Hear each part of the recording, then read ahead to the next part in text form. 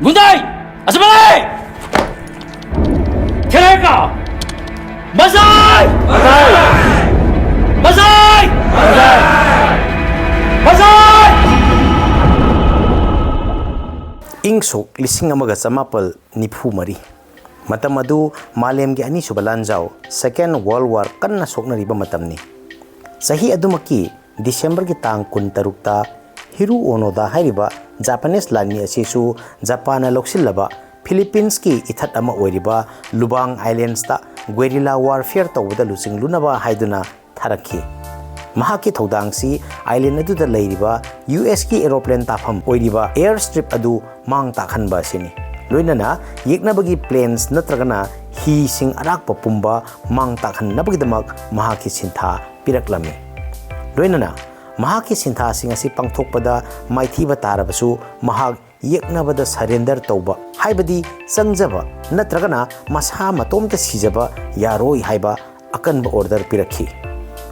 Hiru Onoda lising amaga samapan kungani thoigi Mars ki tang taramapanda Japan gi Wakayama Prefecture da pokhi. 1939 da mahag China gi Yuhan hairiba mafamdu da trading company amada thabak torami. Adubu langi matam oirakpada 1942 da mahag Imperial Japanese Army gi Lanmi oikhi. Mahag Futamata da leiba Nakano Military School da intelligence officer oina training phangki amadi guerrilla warfare gi haithoi singthoiraba Lanmi ama oikhi. Hiru Onoda na 1944 da Lubang Islands ta thunglaba matamda hanadagi leiramlaba Japan gi Lanmi mayamga punki. Leiramliba officers sing adugi marakta mangondagi henna chawba post yawbanina mangonda sinarliba thodang sing adu pangthokpa ngamkhide. Madumangna Lubangda United States amadi Philippines ki Commonwealth Forces singna Lubang Island February ki tang kunganipan 1945 ta loksinki. Japan gi Lanmi ayamba landuda leikhide adubu Lanmi kharadi hinghawi. Makoi Lubangi chingsang sing aduda lotlaga leikhi. Makoina Lubangda lotkiba amadi Second World War loikraba awbada war loikre haina khangdabida matau karamna makoina leikhibage amadi Hiru Onoda na sahi kunga mapan chupna loikraba lan ama sokna duna matau karamna hingkibage haibagi wari adu ngasi puduna laksari. Hiru Onoda na mahaki Lanmi singduda guerrilla warfare sathana bagidamak asukpa umang singda lotnanaba yathang piki. Loinana Lanmi pulap leibagi mahutta makoi ahumgi group oina leinana bagidamakta khanghanki. Hiru Onoda gi group su makoi ahum oikhi aduga matam khara leiraga private akat su yaukshilakhi. Asumna makoi ahum oigedaba group adu Hiru Onoda yauna private UC akatsu corporal Shimada amadi private first class Kozuka makoi marigi group oikhi. Makoina 1945 ki charba kalenduda US ki Lanmi singda guerrilla warfare sijinarga makhal makhagi landa senki. Onoda gi group asiga atopa Lanmi singa pau phauna bayaba radio set pai ba yaukide. Masimagna makoi gi group asi atopa group singa pau tatnaki. Masimang oibe yai. Makoi gi group asina Hiroshima amadi Nagasaki da atom bomb thadakibagi pau khangkidabasu. Ahanba atom bomb asi US na Hiroshima da thadaki. Bomb asina Hiroshima city pungtum tumhanki. Numittuda Japan masa lising humpu taruk hena siki loinana yumkai lisung humpu hena mang takhanki. Adubu Japan surrender tawkhide. Numit humni leiraga Nagasaki hairiba Japan gi city asida US na ani suba atom bomb ama amuk thadaki. City adu ut onki. Mioi lising hupumapan leikhide amadi mioi chakayasu soinai hanki. Numit humni gi manungda Japan da mioi lak ani hena asi ana nanghalaklabada Japan surrender tawki. Matamdugi Japan gi ningthau Hirohito na August ki tang 15 1945 ता official ओइना surrender तौखी अमदी formal ओइना 2 September 1945 ता surrender तौबगी सोई सांग तौनखी सोई पिनरबा मतुंगदा मालेमगी मफम कयादा लैरिबा Japanese लानमिसिंग खुलाई थादोक्तुना चंगजखी अमदी लान लेपखी पाव असी यौबा नुमित खरनी चंगलबसु एशियागी अतई मफमसिंगदा लैरिबा Japanese लानमिसिंग खुलाई थादोखी मतमदुदा smartphone गा लैदना internet facility गा लैदना ई पावसिंग असी इराई लाइना फंगबो ओइरमदे चिठी टेलीग्राम चिन्हाई अदुगा मफम खरदना रेडियो सेटना ई पाव फाउनबगी मरमसिंग ओइरमी लुबांगदसु सरेंडर तोबगी पाव असी अक्टोबर 1945 ता फंगखी जापानीज लानमी खरदा आइलैंडुदा हानादगी लेरमलबा लोकल सिंगना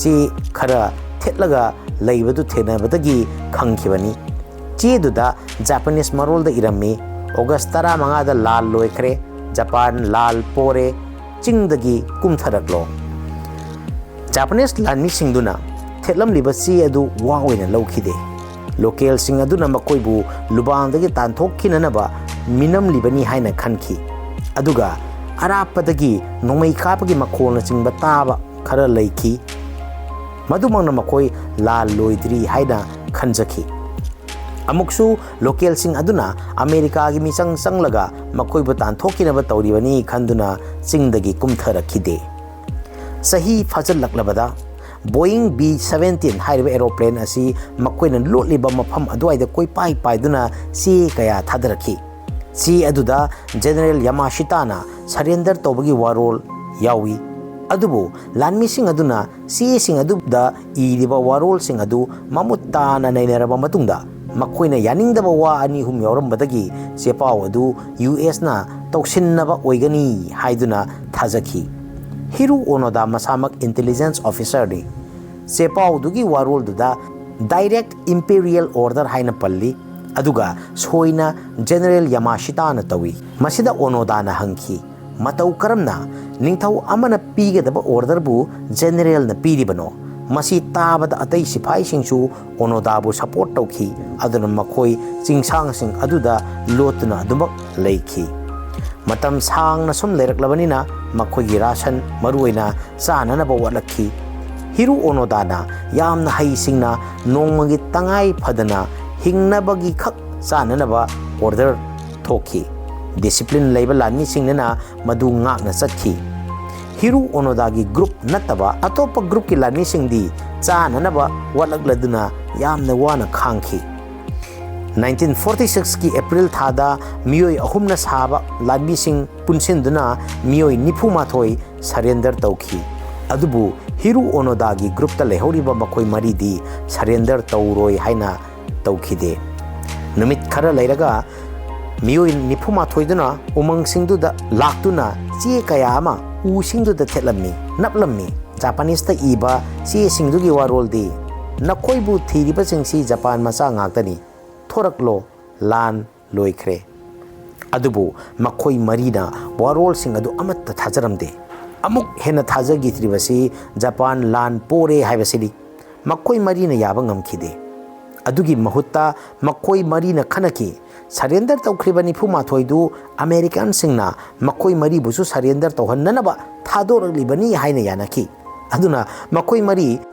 सरेंडर सुक्तौ तौरोय हाइना कोइरोट लोटखी नुमित खुदिंगी अनौ अनौबसी कया अमा मखोइना चलु मफम कयादा थेटपा थेंनकी मखोई मरीगी मरक्ता प्राइवेट अकाचुना नोमा हंगलखी तसेंगना लाल से लोइरमलद्रा वांग असी हिरू ओनोदादा मखोई अहुमकना हंगलखी मतमदुदा हिरू ओनोदाना फरे आई चेक तौरुगेको हाइखी मतमदुदा प्राइवेट कोजुकाना हाइरखी डायरेक्ट इंपीरियल ऑर्डर बु मतौ करमना जनरल ना सोई तौरगा ऑर्डर थोरक्तोइदो चतख्रिबा सरेंडर तौख्रबा अखोई चिलिनाउ निफुमाथोइदो अमेरिकन सिंगी लांगदा थुख्रबनी अदुना यारगदी सर चटफिकिनु असोय अंगाम यावरदी अखोई अहुम तौफम खंगहौरोय वाई सिंग असी तारुबदा मखोई अहुमक यानखी अमदी मखोई वारेप चेचिनबा हेनखी मखोई कैदौनुंदा surrender तौरोय हाइना वासकनखी अदुबु September 1949 private akatsu makoigi group tagi mangki masi lal loikiba sahi mariga numit chaniga tara surabani leihoriba makoi ahumna private akatsu American singna fakhre haina thajaki matam khara leiraga Philippines ki airplane dagi che khara makoin lotliba mafam singda thatharaki chirgol da private akatsuna masagi khudina iduna ai Philippines ki Lanmi singda surrender tawbani makoin ai bu chana na ba piduna sangjafam pibire hojik lal loire warol sing asi paraga makoi bhab taradra hairaga singnaba helakhi akatsu su yeknaba na sijin nare khanduna makoi mitkup nahum singba henkatlasi haina khanaki matamduda Japan gi leip ngaknasu makoi thinanaba kanna honaki Hiru Onodagi pokminnaba bayambana chithi irakhi private kojuka amadi corporal Shimada makhoi gi yumda lehoriba nupi angangi photo yauba chithi chepau kaya ama aeroplane sijidarga sing adu da thatharakhi makhoi su loinamak thenaki adubu makhoi ahumakna chingnaba hingalakhi pumnamak yeknabagi law oigani haida khanki photo sing adusu aranba ngaktani haina yanaki kaubiganu Japan gi mafam ayamba maruina Hiroshima Nagasaki amadi Tokyo si bomna mang takhan khrabani lal loiraba matungdadi Japan gi mang takhraba mafam sing nauna yum kai saba hauribani corporal Shimada namak haiki magi nupi angana lebliba yum sidi magi yum dusu nate aduna photo asi achumba photo nate laldi tasengna loi khrabani na lubang da leiriba local singsu thabak ingkhang suba nomba lau uba haunaraki chingda chatuna uwa yanba hauraki talaksida Hiru Onodagi timdi yamna haisingna leitaba yade local singna makoi gi leifam khanghanda nabagidamak mahi kaya sijinaduna lotnaba honaki maisu pakhi local sing asina American singi michangda lepi aduna makhoi singsi yeknabani haina Onodagi kangbuna lawi karigumba makhoi na local sing hek unaba thoklabadi nongmai na kapi masida local sing na makhoi bu yamna saunaki amuksu sana na cheng chak sing local sing gi yumda changduna huran ba horaki masida su local sing yamna sauki aduga yumda loiba san amadi yen sing Onodagi kangbuna huran ba horaki masida su local sing yamna sauki local sing su nongmai pai ba horaki asumna 1953 gi June thada local singa makoiga akan mamongda nongmai kapnaki maduda corporal Shimada asok apan nangki 1954 da Philippines Army gi mountain unit ki training ama lubang da tauringai da thaidorakpa nongmai maruna panbadagi lotuna leiriba corporal Shimada da panduna accident oina Shimada leikhide adubu Hiru Onodagi kangbuna madu langi saruk amani haina khanki amadi makhoi gi warep chetsin ba henki lepa leitana makhoi bu thikibani loudspeaker sijin aduna Onoda kojuka la loire thoraklo haina hanjin laurabasu makhoi ani thorakhide Onoda amadi kojuka na Shimada gi laman khumgani haina dum wasak chetna saknaki panglibra singlibra haibadudi khangjadre 1959 da Japan gi lengangna makhoi ani bu thibagi khwaidigi chawba mission nama tawki jungle sing adugi mafam sing da miyoi kaya leiki loudspeaker sing sijin aduna koirau lauduna thiki Japan gi national anthem fauba loudspeaker sing du da thaki ari ba Japan gi isai kaya su thaki adubu sahi tara mari hena jungle du da leiraklaba jungle dugi lamitlon fajana khang hairaba Onoda amadi kojuka thiba phangkhide me thadagi thiba horakpaduna tha taruk chupna November phauba thiki adubu phangkhide yamna nungairiba mana makoina thiriba search party adugi Aroiba numittuda Hiru gi pokminnaba mayamba Toshiona loudspeaker da laurakhi Hiru thoraklo ai nangi nayamba Toshioni nangbu aikoi kaurabro Hiru Onodana mayamagi makol chap chana khangi nungsina khraba mayambani Matamduda AI leiduna khonjel sem sabasu yaba nate. Hiru do thorakpa yarabani natrane. Adubu hiru na kojuka da hai. Yamagi makol che kaya da man sari no yengu. Asumna Onoda amadi kojuka animak sikhre haina Japan gi laigang na 1959 da lauthoki. Adubu makhoi anidi sidri. Makhoi anina lubang da sahi kaya ama laiki. 1972 yokshinki. Lal loikiba sahi kungataruk sure. October ki tang taramapanda makhoi na local singi phau sing hura lubadagi saurba local singna police ki mateng lauraga akan mamong da nongmai kapnaki. Asok sang batsahi asi makhoi gi nongmai adu matau karamna asoi angam yaudana thamki haibasisu yamna nungaiba wari amani. Lubang Island da phangba pamdagi makhoi anina thau sumduna thauduna sengdoktuna luna nana makhoi gi khulai sing adu thamki. Asumna numittuda private kojuka leikide. Onoda matom tangairami. Lal gi mateng pangma kanasu lakhide. Lal loire haibasu khangkide. Private kojuka leikidabagi pau phangbaga Japan leigangna sikhre haiba Hiru Onoda thinanaba amuk kahonaki. Japan da phongma nungti chefong kaya jungle gi mafam kaya da thamlammi. Kojuka leikidabagi pau kaya Japan gi chepau singda honglibani. Madu parubadagi Hiruna American singsina sanariba lila sing ngaktani haina matom ta thajaki. Maramdi pau amatada Kojuka gi masadagi phangkiba polam singi manungda yamna pamjakiba khwang da yanba phi amagi matang da pankhide. Masimangna paukse singasi sasinnaba toksinnaba paukse ngaktani haina thajaki. Asumna Japan gi damak sakhiba wasak thajaba pumnamak na mang thaduna Hiru Onoda surrender tawbagi wafam leikide. Mathangi tha tarukta Hiru thiba oina search party ahumlak lakhi adubu phangba koba leikide. Hiru nasu mayumgi miyoi singda nakhoi American singna otpi daibirebasu khangu ai hingli haina sithi iduna thamlamba thengnaki masingmakna mahak hingli haiba khangkhibani. Pau mayam asi Japan gi explorer ama oiriba Norio Suzuki na thengnaki amadi mahaksu interest phauki. Matomta noma 1974 da Philippines ki Lubang Islands ta Hiru thiba lakhi. Madau kaya yakhre. Sahi kunga mapan chupna miyoi kaya na thirakkiba Hiru Onoda numit marini da mahakna thiba phangki. Tasengna mahakna thikibadi nati. Jungle mayaiduda Norio Suzuki na tent manungda leiringai Hiru Onoda tentu da sanglakhi. Local singa masak manadabanina Hiru na Norio du Japanese oigani khanki. Lol manabanina pau phaunaki. Asumna makhoi ani pung ani hena wari saki. Norio na ing chikna wari saraduna Japan lal poba kuire. Haujikti Japan da shanti leire ing sikle amadi yamna chawkhatle haibigi wari likhi. Aduga Hiru da umang sidagi thoraktuna Japan da leirurasi haiki. Maduda Hiru Onoda na khumlakhi.